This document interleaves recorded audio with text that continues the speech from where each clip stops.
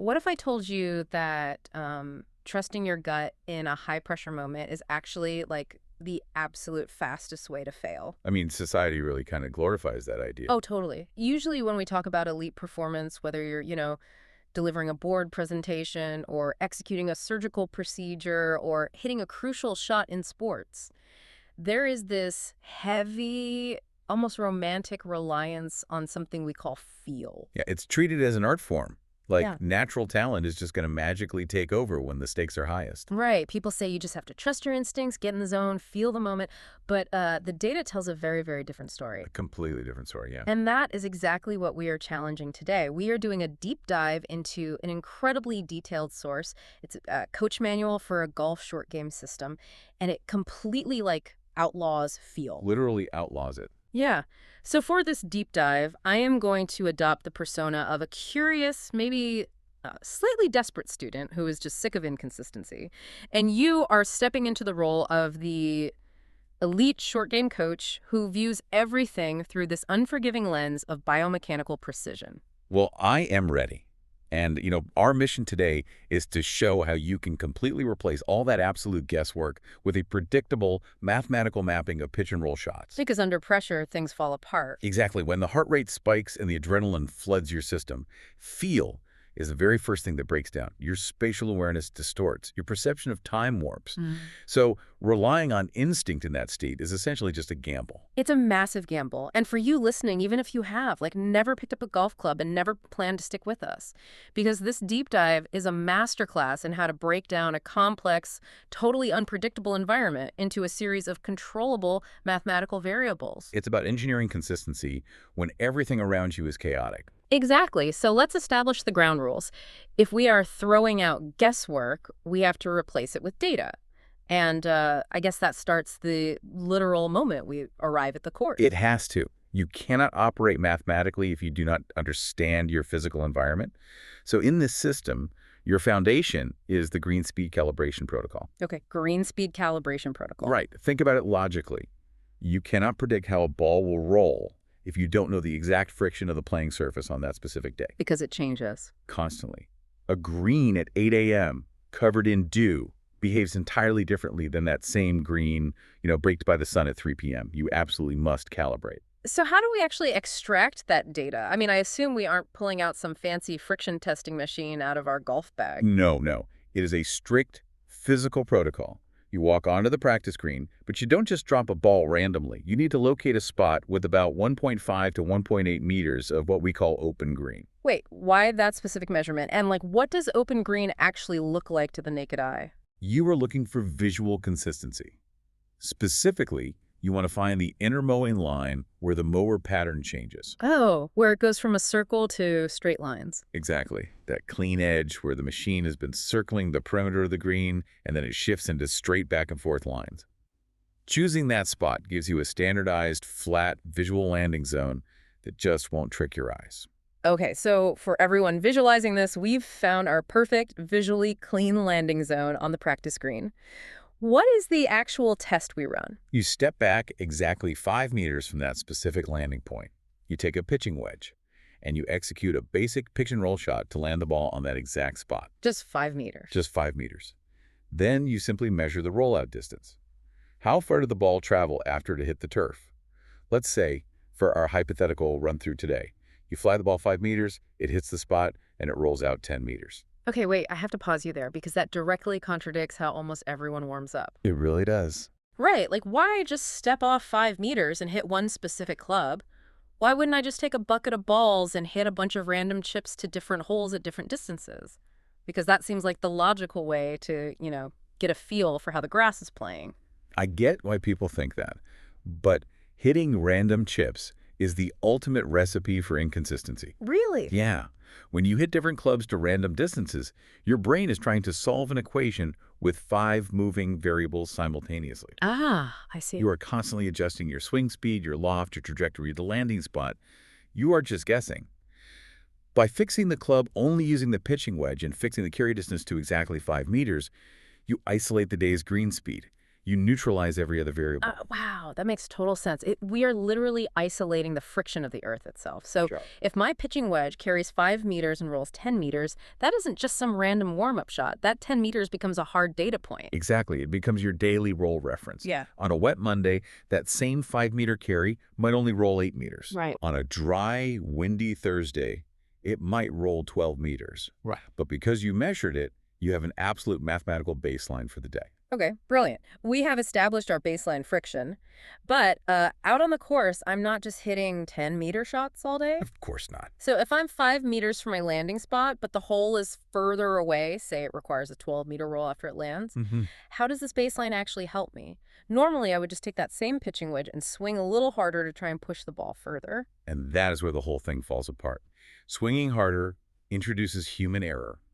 The moment you try to muscle the ball, you alter your biomechanics. You throw off the rhythm. Right. You change your rhythm and the low point of your swing. So instead of changing your body, you change the tool. We use the 2-meter rule. The 2-meter rule. Yes, this is a foundational law in the system. For every additional 2 meters of required roll, you choose one club stronger. Okay, let's define stronger for the listeners who might not be completely familiar with golf jargon. When you say a stronger club, you mean a club with less loft, right? Less of an angle on the metal face, so it naturally pushes the ball forward rather than popping it up into the air. Correct. The pitching wedge has a relatively high loft. Yeah. The face leans back. A 9-iron is a stronger club, meaning the face is more vertical. Alright. An 8-iron is stronger still. So, let's run your scenario. Your daily baseline with the pitching wedge gave you 10 meters of roll. The shot you face requires 12 meters of roll. That is an addition of 2 meters. Wait, let me work this out to make sure I'm really grasping the logic here. If my baseline is 10 meters with the pitching wedge and I need 12 meters, that's plus 2. Yes. So I take one step up the matrix, I pull the 9-iron. You've got the pattern. So if I pace it out and I need a 14-meter roll, well, that is plus 4 meters from the baseline. 2 steps up, I pull the 8-iron, and if I need 16 meters, I pull the 7-iron. Exactly. The swing remains identical. The 5-meter carry distance through the air remains identical. So nothing changes except the club. Right. The only variable changing is the angle of the metal in your hand. You know, it is entirely like shifting gears on a bicycle. That's a perfect way to look at it. Right. If you are cycling and you want to go faster, you don't suddenly start pedaling furiously and throw off your whole rhythm and balance. You keep your pedal cadence completely steady and you just click up a gear. You let the machine do the extra work. Exactly. Here you don't swing harder to get those extra 2 meters of roll. You just click up a gear from the pitching wedge to the 9-iron. That is an excellent analogy. You are letting the loft of the club dictate the forward roll rather than your muscles. Mm-hmm. But a vital coaching note comes into play here. Oh, what's the catch? A very common error is looking at the target and simply eyeballing the landing spot. You cannot guess. For you listening, if you want to implement a system like this in any area of your life, you have to commit to measuring. No more guessing. None. You must physically step off the required roll from your intended landing spot to the hole. If the math dictates 14 meters of roll, you pull the 8-iron. You have to trust the table over your eyes. Hold on. I'm spotting a mechanical flaw in my own bicycle gear analogy here. Let's hear it. It only works if the machine itself stays exactly the same. But golf clubs aren't identical. A 6-iron is physically longer than a pitching wedge. The shaft is longer. If I swing a longer club, the distance from my shoulders to the club head increases. Right. My posture has to change. So how can you claim the swing remains identical if the equipment literally forces my body to move differently? That is the exact paradox most players stumble on, and it leads us directly into the biomechanical secret of the entire manual. Okay, lay it on me. Standard clubs do vary in length. If you grip them normally, your mechanics will inevitably change. Therefore, to make this mathematical system function, we have to override the manufacturer's design. We hack the clubs. Essentially, yes. We must standardize the setup to create a constant effective lever length. Okay, constant effective lever length. Break down the physics of that for me. Visualize your arms and the golf club forming a single pendulum, a lever swinging back and forth. For the low point of that pendulum's arc to hit the exact same spot on the grass every single time, the total length of the pendulum cannot change. Right. If the string gets longer, it hits the ground earlier. Exactly. So the manual prescribes a strict, non-negotiable grip progression. How does that progression actually work in practice? You start with your baseline club, the pitching wedge. You grip it normally with your hands at the top end of the club. Now you switch to the 9-iron, which has a slightly longer shaft. To maintain your pendulum length, you move your hands down the grip exactly 1/2 inch. So you are choking down on the club. Yes. Now you move to the 8-iron, which is longer still. You move your hands down another 1/2 inch. By the time you reach the 6-iron, you are holding the club very short. Your hands are positioned all the way down where the rubber grip meets the steel shaft. That is incredibly counterintuitive. You are essentially erasing the manufacturer's design to hack the physics. Precisely. By doing this half-inch progression, the distance from the heavy metal club head down at the bottom all the way up to where your hands are, that distance remains mathematically identical whether I'm holding a pitching wedge or a 6-iron. You have standardized the effective length of the tool. In biomechanics, this is crucial. It stabilizes the low point of your swing arc.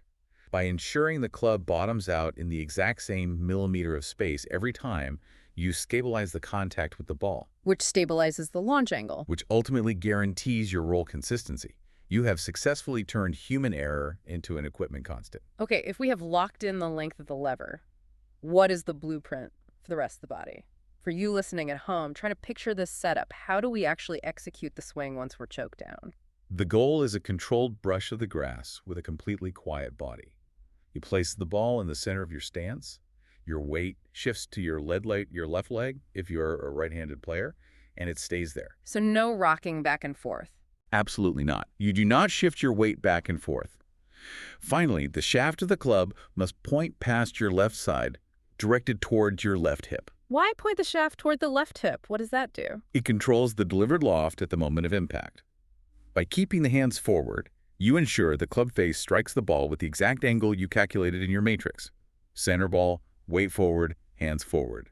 Then, simply let the pendulum swing. Predictable landing, predictable roll. We have neutralized the varying club lengths, and we have mapped the daily green speed. But real life isn't played in a laboratory. Far from it. Right. So we've locked in our 5-meter baseline. What happens when the hole is further away and I am not magically standing exactly 5 meters from the edge of the green? What if I'm like 9 meters back in the fairway? Does the whole formula just break down? No, the system anticipates that. This is where we introduce the advanced math, the distance and lie adjustments. Let's tackle your distance off the green first. Because you are further back, you must apply the distance rule. The distance rule. Yes. For every 2 meters farther off the green than your 5-meter baseline, you must choose one club more lofted. More lofted, meaning a higher number, an angled face that shoots the ball higher into the air. But why do I need to go higher just because I'm further back? Let's examine the physics. You are 9 meters off the green. Your target landing spot is still the exact same patch of grass on the edge of the green. Right. But now, you have to fly the ball 9 meters through the air instead of 5 meters. Right, I have to clear 9 meters of fairway just to reach the green. Exactly. When you hit a ball further in the air, you are applying more force. That means the ball will carry more forward momentum when it hits the turf. Think of throwing a pebble skipping across a pond versus dropping a pebble straight down from a bridge. Oh, wow. Yeah, a flatter, faster trajectory means way more forward bounce. Yes, if your ball has more forward momentum, it's going to roll much further than your baseline matrix calculated. To counteract that extra forward momentum, you need to alter the trajectory. You need the ball to land softer and steeper. That requires more loft. Okay, the skipping stone analogy makes perfect sense. A steeper angle kills the forward bounce. Let me try applying the math here to see if I've got it. Go for it. I am 9 meters off the green. My baseline is 5 meters, so 9 minus 5 gives me 4 extra meters of carry distance. And since the rule operates in 2-meter increments, how many adjustments is that? 4 meters divided by 2 is 2 steps. So I need to adjust my club selection by 2 steps to get more loft. Exactly. Let's put the whole equation together. I walk off my shot, and the required roll to the hole dictates that I need my 6-iron outcome. But I am 9 meters off the green. So I take that 6-iron and I adjust 2 clubs weaker, meaning 6-iron to 7-iron, 7-iron to 8-iron. I pull the 8-iron. Spot on. You hit that 8-iron with your exact standardized pendulum swing. You land it on your spot 9 meters away. The extra loft of the 8-iron throws the ball higher, creating a steeper descent that perfectly cancels out the extra forward momentum. That is wild. The ball will hit the green and produce the exact equivalent roll as if you had hit your 6-iron from the 5-meter baseline. The math literally self-corrects the physics. That is amazing. But there is one more chaotic variable out there. The grass itself. Ah, the lie. Right. What if my ball isn't sitting up perfectly on a pristine fairway? What if it's sitting down in a depression or the grass is super thick? Then we must make lie quality adjustments. Everything we've discussed so far assumes a clean lie, which allows for a perfectly centered ball position. But if the lie is poor, you cannot leave the ball in the center. Because the grass would just grab the club. Exactly. You have to move the ball position further back in your stance to ensure the club head strikes the ball cleanly before it gets tangled in the bad grass. Okay, so for a right-handed player, moving the ball back in the stance means moving it closer to your trail foot, your right foot. Yes, but remember our non-negotiable setup rule. Yeah. Your hands must remain in their fixed position, pointing toward that left hip. Ah. Let me visualize the geometry here. If my hands are staying forward near my left hip, but the ball is moving backward toward my right foot, that creates a sharp diagonal line. The shaft of the club is leaning severely forward. And when you lean the shaft forward, what happens to the club face? You are hooding the face. You are literally tilting the metal club head forward, taking an angled surface and turning it into a flat wall. You are stripping away the loft. Bingo. Moving the ball back reduces the effect of loft. An 8-iron played near your back foot behaves like a 6-iron. Therefore, to compensate for the loft you just erased by moving the ball, you must manually add loft by changing the club. Okay, give me a concrete example. Say the matrix tells me I need an 8-iron for the required roll, but the lie is slightly bad. Because it is slightly bad, you move the ball back toward the inside of your trail foot. You have just removed about 1 club's worth of loft. To recreate your desired 8-iron outcome, you must select your 9-iron. A 9-iron played back in your stance yields the exact functional loft of an 8-iron played from the center. And what if the lie is horrendous, like it's buried in a divot? The ball moves even further back, to the outside of your trail foot. You are now reducing the loft by 2 full clubs. So, to achieve that same 8-iron outcome, you must jump all the way to your pitching wedge. A pitching wedge played severely back in the stance behaves like an 8-iron played from the center. As the ball moves back, you must sequentially add loft. Okay, I'm going to be totally honest with you here. Imagine standing in the fairway. The tournament is on the line, your heart is pounding, and you are standing there calculating, okay, 10-meter baseline plus 4 meters roll means 8-iron, but I'm 9 meters back, which is 2 steps. So I drop to a pitching wedge, but my lie is bad, so I move it back, which subtracts loft, so I need to add a club, so I'm back to a 9-iron, and I need to choke down half an inch. It sounds like a lot. This sounds like an absolute nightmare of arithmetic to perform while you are literally drowning in adrenaline. It sounds overwhelming because we are unpacking the entire algorithm simultaneously right now.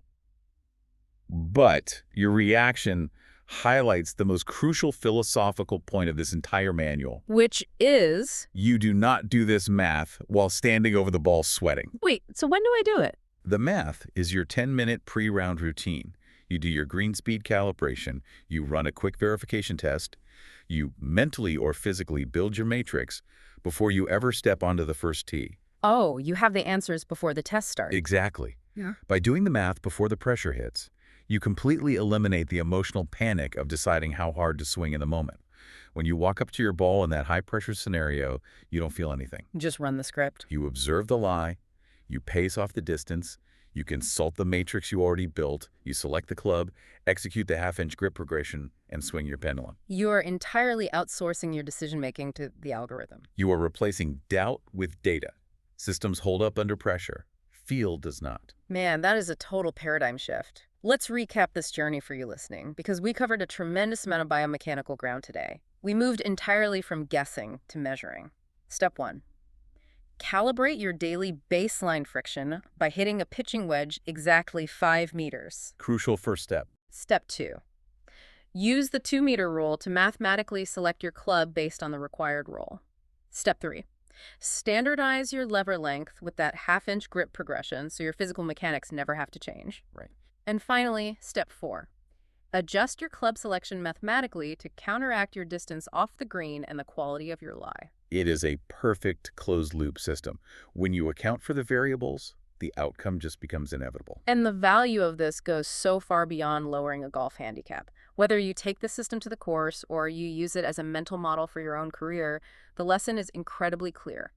Elite high-pressure performance isn't about some magical innate talent. It really isn't. It is not about trusting your gut when your gut is screaming with adrenaline. It is about identifying your control variables.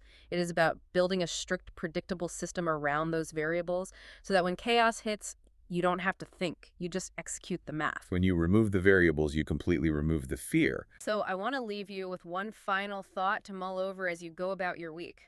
Think about the most stressful, high-pressure task you perform regularly, the one where you usually just close your eyes, cross your fingers, and rely entirely on your gut feeling to get you through. Now ask yourself, if an elite biomechanics coach audited that task today, what would be your half-inch grip progression? What physical or mental variable could you mathematically lock into place right now to guarantee your success tomorrow?